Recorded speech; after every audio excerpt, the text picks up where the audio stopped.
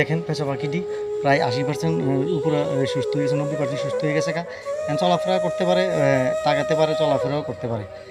আর যেমন ধরেন আপনাদের এই সংসারে একটা আসবাবপত্র ছাড়া আমরা চলতে কষ্ট, ঠিক সেভাবে প্রাকৃতিক ভারসাম্য বজায় রাখার জন্য এটা গুরুত্বপূর্ণ ভূমিকা পালন করে। একটি প্রাণী যদি প্রাকৃতিক বন জঙ্গলে না থাকে, তাহলে এই দেশটা বা এই প্রাকৃতি ঠিক রাখাটাও বহুত কষ্টকর। তাহলে আমরা আসুন সবাই মিলে যাতে এই বন্যপ্রাণীটি বাঁচাই রাখি, বন্যপ্রাণী যাতে কোনো অবস্থায় না মারি। আসুন সবাই এগিয়ে যাতে বন্যপ্রাণী বাঁচিয়ে রাখি। দেখেন এটা এখন খাওয়া দাওয়া খাইছে, খাইয়া একটু রেস্ট নিচ্ছে। অবশ্যই পেঁচা পাখিরা দিনের বেলা একটু অন্ধকারে শর্মিলে থাকে, তার কারণ হচ্ছে এদের লাজুক, হ্যাঁ এটি একটি লাজুক প্রাণী, এই নিশাচর প্রাণী। তার অর্থাৎ রাতে শিকারি, এই কারণে দিনে একটু আলোটা বেশি পছন্দ করে না। দিনে প্রায় দেখা গেছে প্রায় 80%, 50% চোখেই দেখে না। তো এটা হচ্ছে নিশাচর প্রাণী, রাত্রেই বেশি চলাচল করে, রাত্রেই চলাফেরা করে। এটা এই কারণে এটা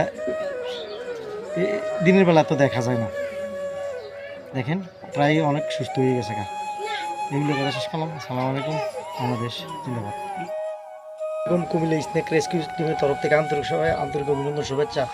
আমরা যে আদালতের বিপরীত পাশ থেকে যে এই পেঁচাটি উদ্ধার করছি, আমার কাছে হস্তান্তর করছে, অনেক ট্রিটমেন্ট করছি আর অনেক খাওয়া দাওয়ার পরে আমরা আমাদের মতো ধরে এই চিকিৎসা ট্রিটমেন্ট করছি, করার পরে এটা আল্লাহর মতো এখন সুস্থ। প্রায় আগে উঠে দাঁড়াইতেও পারতো না, এখন দেখুন আগে তাকাইতেও পারতো না, দাঁড়াইতেও পারতো না। তবে এটা পেঁচা আমরা লক্ষ্মী পেঁচা নামে পরিচিত, কিন্তু ইংরেজির নাম এটা আউল নামে পরিচিত। কিন্তু এই প্রাণীটি প্রাকৃতিক ভারসাম্য বজায় রাখার জন্য গুরুত্বপূর্ণ ভূমিকা পালন করে।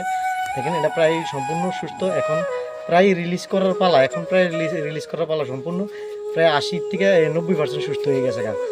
দেখেন প্রাকৃতিক যেমন একটা প্রাণী ছাড়া প্রাকৃতিক ঠিক থাকবে না।